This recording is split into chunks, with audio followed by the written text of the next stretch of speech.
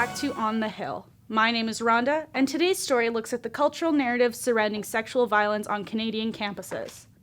Summer 2019 endured an influx of unfortunate events at the Simon Fraser University Burnaby campus. The 3 incidents had students concerned and questioning security on campus. Here's Donna with the story. Thank you, Rhonda. Reporting live from Simon Fraser University Burnaby. Canadian campuses have been dealing with sexual assault for many years. Let's take a closer look at SFU's latest incidents. On July 14th and July 26th, 2 females were sexually assaulted at SFU Burnaby campus. The incidents happened 2 weeks apart from one another, creating unsettled emotions among students.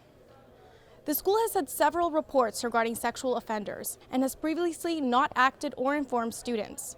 However, the school did inform students and claims to take these events extremely seriously. What does this mean? Will they increase security on their campuses? We talked to CJ Rowe, the Director of Sexual Violence Support and Retention Office at SFU. Here's what they had to say. We know that stranger assaults like those 2 instances are quite rare.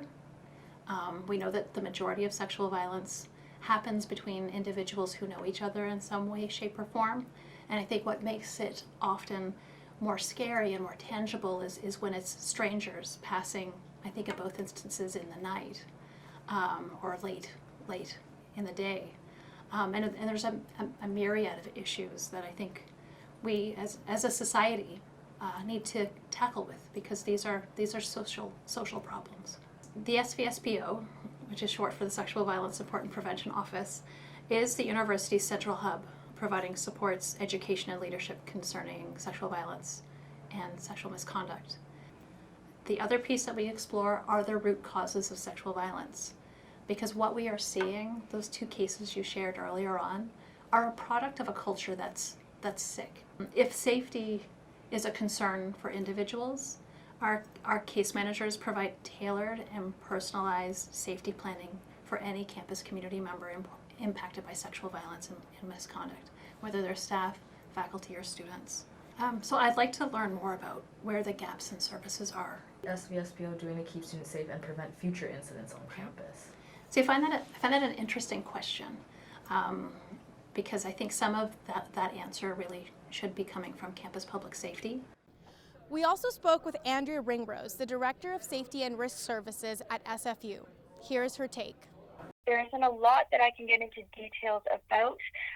There was a revisiting of process and procedures in the aftermath of that, and security moved into a support role in ensuring that the SVSPO office was involved in taking the lead and support for the student, as well as other offices that were relevant for the student based on who that person was. We also are able to provide ongoing support in terms of sense of personal safety. So safety planning and providing resources on an ongoing basis for the individual to ensure that they are feeling safe and able to focus on their academics here on campus.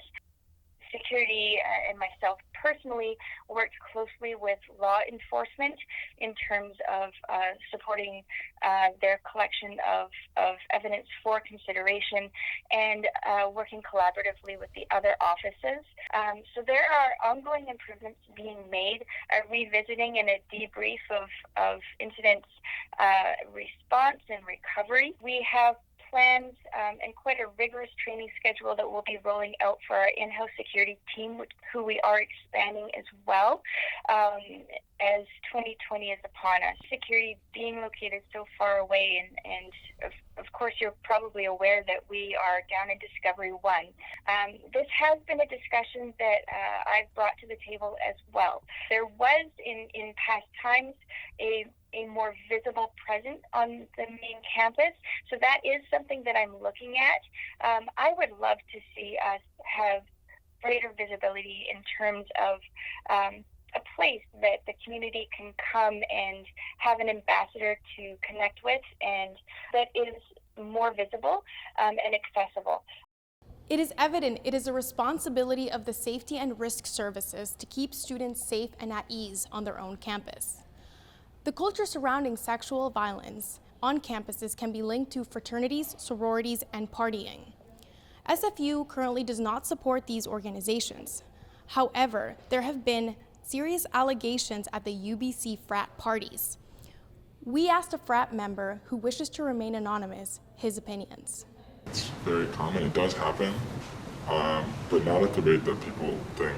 Yeah, I've definitely attended parties where like you can visibly see girls uncomfortable, and it's really not hard just to go up and, you know, make sure she's okay, make sure she's feeling all right, and if she's feeling a little bit uncomfortable, like move her aside or maybe get some friends to like take her to a different part, like area of the house, just to make sure she doesn't feel as, you know, uncomfortable, or he, I guess.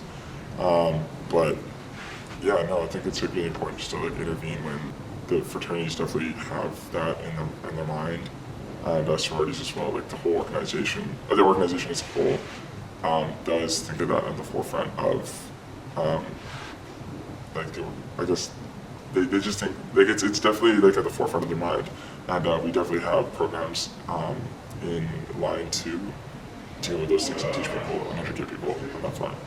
You know, committing sexual assault, it's on the individual because they haven't educated them like what it does to people and like not to do it, you know. So if they decide to do it, then that's on them.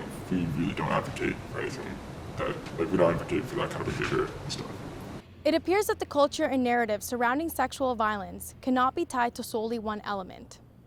I'm Donna, back to you, Rhonda. The narrative around sexual assault is not only a university issue, but a cultural one as well.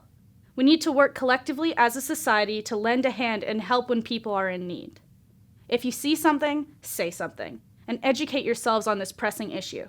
If you have been a victim of sexual assault, please keep in mind that there are resources on campus, like the Sexual Violence Support and Prevention Office. This is Rhonda, on the Hill, Burnaby.